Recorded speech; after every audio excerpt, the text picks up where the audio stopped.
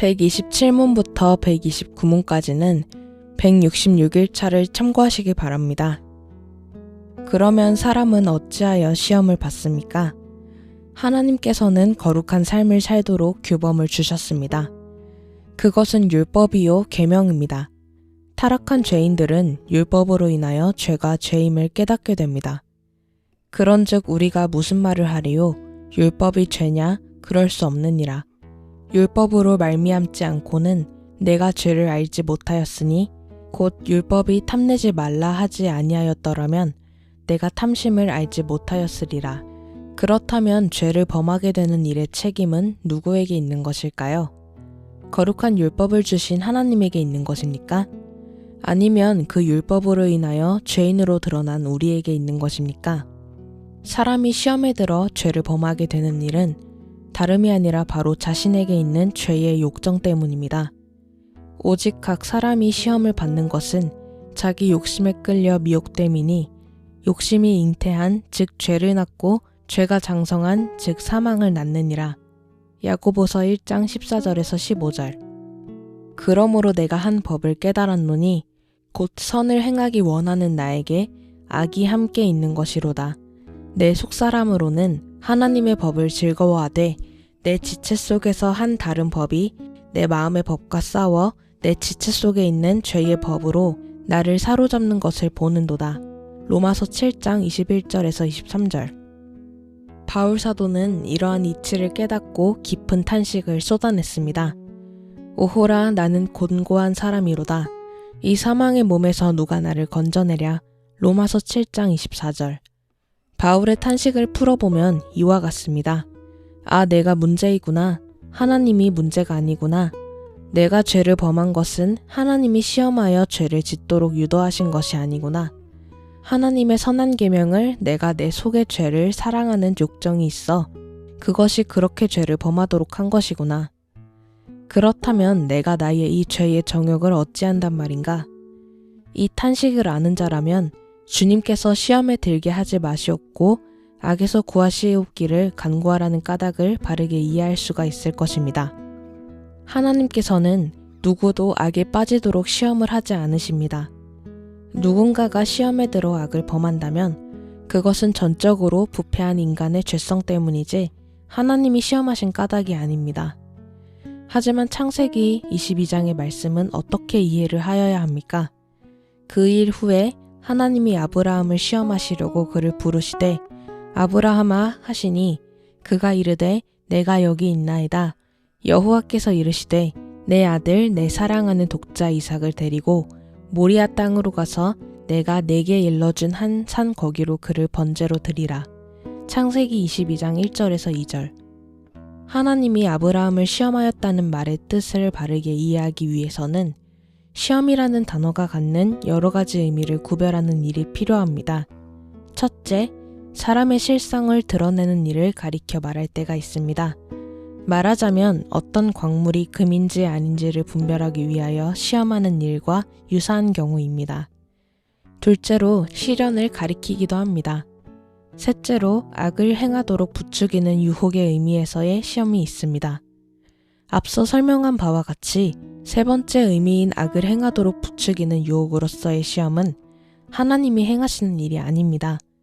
그렇다면 아브라함의 시험은 첫 번째와 두 번째의 의미에 따라서 살펴보아야 합니다. 둘째의 의미에 따라 하나님은 아브라함에게 시련이라는 시험을 주시고 그 시험을 통해 첫 번째 의미에 따라 아브라함의 속을 드러내시는 하나님의 뜻이 있었습니다. 아브라함은 시험을 받을 때에 믿음으로 이삭을 드렸으니 그는 약속을 받은 자로 돼 그 외아들을 드렸느니라. 그에게 이미 말씀하시기를 내 자손이라 칭할 자는 이삭으로 말미암으리라 하셨으니 그가 하나님이 능히 이삭을 죽은 자 가운데서 다시 살리실 줄로 생각한지라. 비옥컨대 그를 죽은 자 가운데서 도로 받은 것이니라. 히브리서 11장 17절에서 19절 말씀. 시련을 통한 시험은 금을 불 가운데서 정죄하는 것과 같습니다. 그 시련을 통해서 아브라함의 신앙이 어떠한지를 밝혀내며 그 시련을 믿음으로 감당할 때 그 신앙은 이전보다 더욱더 연단이 되어 성장하게 됩니다. 그로 인하여 더욱더 하나님 앞에서 성장하게 되는 영적 유익을 얻게 됩니다. 정리하면 하나님께서 성도들을 시험을 받게 하시는 것은 첫째, 그들이 어떠한 상태인지를 드러내시기 위해서, 둘째, 교만하지 않도록 하기 위해서, 셋째, 환난 가운데 있는 다른 이들에게 위로를 줄 수 있도록 하기 위해, 그리고 넷째, 더욱더 하나님 나라를 사모하도록 하기 위해서입니다. 그러나 마귀의 시험은 전혀 다릅니다. 마귀의 시험은 악을 행하도록 부추기는 유혹과 미혹과 같은 것입니다. 하나님은 시련의 시험을 통해 신앙을 더욱더 성숙하게 하시지만 마귀는 악의 유혹으로 하나님에게서 떠나도록 하게 합니다.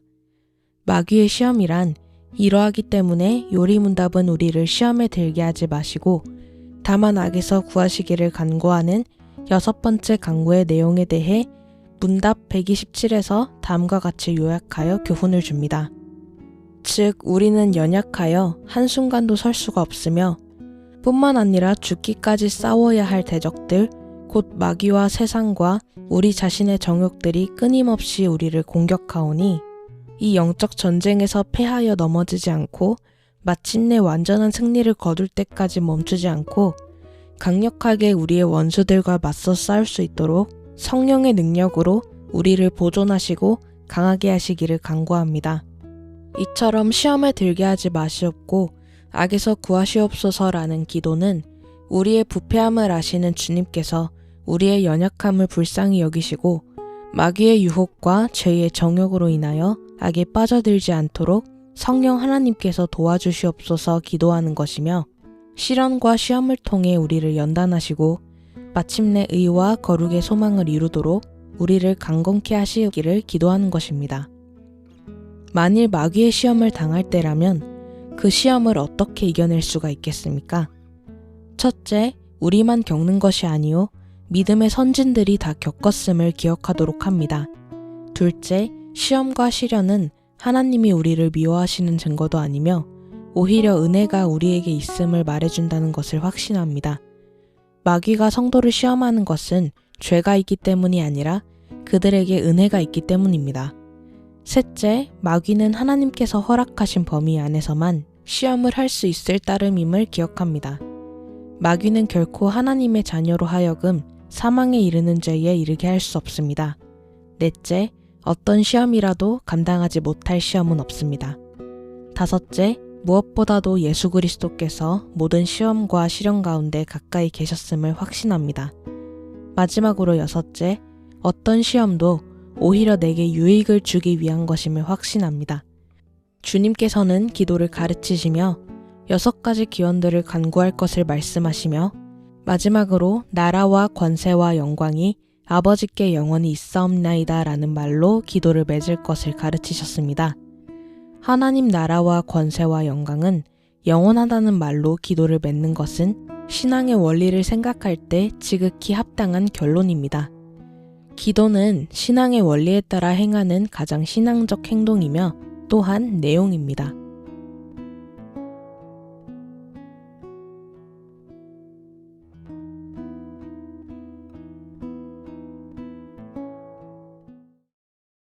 나는 오직 주의 인자하심을 의뢰하여 싸우니 내 마음은 주의 구원을 기뻐하리.